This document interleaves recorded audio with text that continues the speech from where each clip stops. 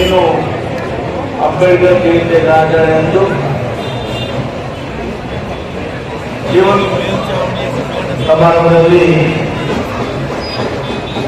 ಭೂಮಿಯನ್ನು ನೆರವೇರಿಸಿದ 134ನೇ ಜಯಂತ್ಯೋತ್ಸವವನ್ನು ಈ ಬಾರಿ ವಿಶೇಷವಾಗಿ ತಾಲೂಕು ಆಡಳಿತ ಜೊತೆಗೆ ಎಲ್ಲ ಸಮುದಾಯಗಳು, ಒಕ್ಕಲಿಗ ಸಮುದಾಯ, ಕುರುಬ ಸಮುದಾಯ, ಬಲ್ಜಿಗ ಸಮುದಾಯ, ಉಪ್ಪಾರ ಸಮುದಾಯ, ನಮ್ಮ ಅಕ್ಸಲೆ ಸಮುದಾಯ, ಆಮೇಲೆ ನಮ್ಮ ಪಂಡಿಗೆ ಸಮುದಾಯ, ಹೀಗೆ ನಾನಾ ಸಮುದಾಯ ಒಟ್ಟಿಗೆ ಆಚರಣೆ ಮಾಡ್ತಕ್ಕಂಥ ಈ ಒಂದು ಬಾಬಾ ಸಾಹೇಬರ ಜನ್ಮದಿನಾಚರಣೆ ಮತ್ತು ಇವತ್ತೇನು ನಾವೊಂದು ಆ ಬಾಬಾ ಸಾಹೇಬರಿಗೆ ನೆರಳನ್ನು ಮಾಡಿದ್ದೀವಿ, ಆ ನೆರಳನ್ನು ಉದ್ಘಾಟನೆ ಮಾಡ್ತಕ್ಕಂಥ ಈ ಒಂದು ಸಮಾರಂಭದ ವೇದಿಕೆಯಲ್ಲಿ ಆಸೀನರಾಗಿರ್ತಕ್ಕಂಥ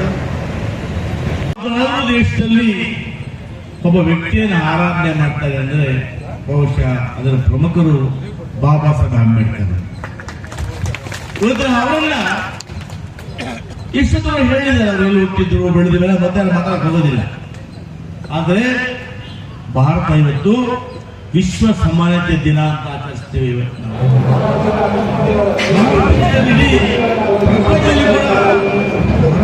ವಿಶ್ವವನ್ನು ತೀವ್ರ ಮಾಡಿದರೆ ಅದು ಡಾಕ್ಟರ್ ಬಾಬಾ ಸಾಹೇಬ್ ಅಂಬೇಡ್ಕರ್ ಅವರು. ಇಂಥ ಮಹಾಪುರುಷರ ಜಯಂತಿಯನ್ನು ನಾವೆಲ್ಲ ಆಚರಣೆ ಮಾಡ್ತಾ ಇದ್ದೀವಿ. ನೋಡಿ, ಅಮೆರಿಕ ಹೇಳ್ತಾರೆ ವರ್ಲ್ಡ್ ಮ್ಯಾನೇಜ್ ಡೇ ಅಂತ ಮಾಡ್ತಾರೆ, ಹಾಸ್ಪಿಟಲ್ ವಿದ್ಯಾಲಯ ವರ್ಲ್ಡ್ ಚಿರೀಸ್ ಡೇ ಅಂತ ಮಾಡ್ತಾರೆ. ನೀವು ನಮ್ಮನ್ನು ಸೋಲಿಸಬಹುದು, ಆದರೆ ನಾವು ಸೋಲೊಪ್ಪಿಕೊಳ್ಳುವುದಿಲ್ಲ. ಇದು ಅಂಬೇಡ್ಕರ್ ಸಿದ್ಧಾಂತ. ನೀವು ನಮ್ಮನ್ನು ಸೋಲಿಸಬಹುದು, ನಾವು ಸೋಲು ಒಪ್ಪಿಕೊಂಡಿರ್ತಾರೆ ಸೋತ. ಅದು ಅಂಬೇಡ್ಕರ್ ಅವರ ಒಂದು ಹಠ ಏನಪ್ಪ ಇತ್ತು ಅಂದ್ರೆ, ಸಮಾಜದಲ್ಲಿ ಎಷ್ಟೇ ಅಂಗೋಡುಗಳು ಬಂದರೂ ಕೂಡ ಎಲ್ಲವನ್ನೂ ಕೂಡ ಎದುರುವ ಶಕ್ತಿ ನಮ್ಮಲ್ಲಿದೆ ಅನ್ನೋ ಮಾತನ್ನ ಅಂಬೇಡ್ಕರ್ ಅವರು ಸಾಕ್ತಾ ಇದೆ.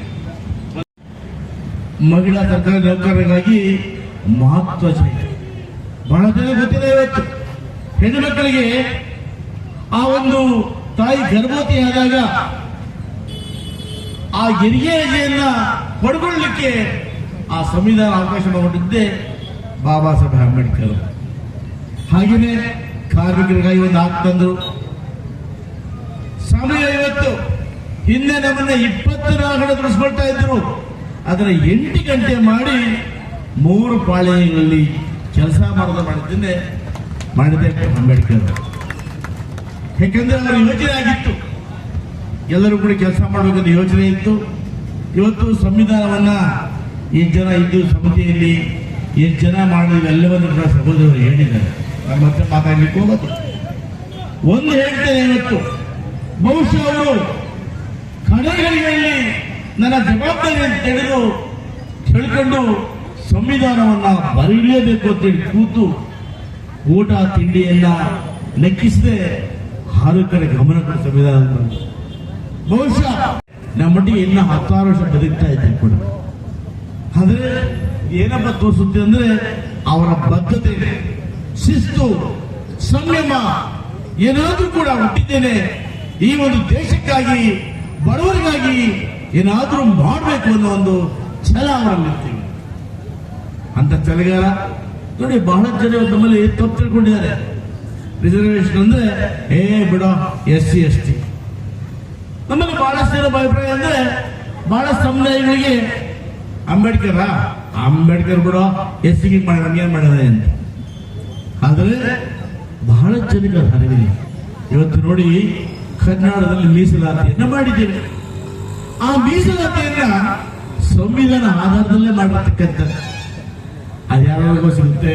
ಪರಿಶಿಷ್ಟ ಜಾತಿಯವರಿಗೆ ಅಂದ್ರೆ ಆದಿ ಕರ್ನಾಟಕ ಮತ್ತು ಮಾದಿ ಸಮುದಾಯ, ಭೂಮಿ ಸಮುದಾಯ, ಕೊರ್ಚ ಸಮುದಾಯ ಇವರಿಗೆಲ್ಲ ಬಳಸಿರ್ತಕ್ಕಂಥದ್ದು 15%. ವಾಲ್ಮೀಕಿ ನಾಯಕ ಸಮುದಾಯಕ್ಕೆ ಸಮಸ್ಯೆ ಸಿಗುತ್ತೆ ಶೇಕಡ 3.5% ಅವರಿಗೆ ಸಿಗ್ತದೆ.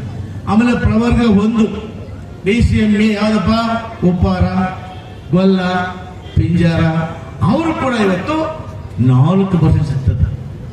ಅವರೇ ಪ್ರವರ್ಗ 2A ಇದ್ಯಾವ್ದಪ್ಪ, ಕುರುಬ, ಬೆಸ್ತ, ಬಲುಚಿಗ ಇವರಿಗೆಲ್ಲ ಕೂಡ ಇವತ್ತು ಇವರಿಗೂ ಕೂಡ 15% ರಿಸರ್ವೇಶನ್ ಸಿಗ್ತದೆ. ಪ್ರವರ್ಗ 2B ಮುಸ್ಲಿಂ ಮತ್ತು ಅನೇಕ ಒಳಪಂಗಡಗಳು ಅವರು ಕೂಡ ಇವತ್ತು 4% ಸಿಗ್ತದೆ. ಆಮೇಲೆ ಇಷ್ಟೆಲ್ಲ ಆದ್ಮೇಲೆ ವೀರಶೈವ, ಲಿಂಗಾಯತ ಇತರ ಜಾತಿಗಳವರಿಗೆ 5%. ಲಿಂಗಾಯತರಿಗೆ ಅಂಬೇಡ್ಕರ್ ಮಾಡಿದ ಮಾತಿಲ್ಲ, ಅವ್ರಿಗೂ ಮಾಡಿದ್ದಾರೆ. ಅದಕ್ಕೆ ಇವತ್ತು ವೀರಶೈವರಿಗೆ, ಲಿಂಗಾಯತರಿಗೆ, ಅದರ ಉಪಜಾತಿಗಳಿಗೆ ಇವತ್ತು 5% ಇದೆ. ಹಾಗೇನೆ ಗೌಡ, ಕಾಪು, ರೆಡ್ಡಿ ಇವರೆಲ್ಲರೂ ಕೂಡ ಇವತ್ತು 4% ಸಿಗ್ತಾ ಇದೆ.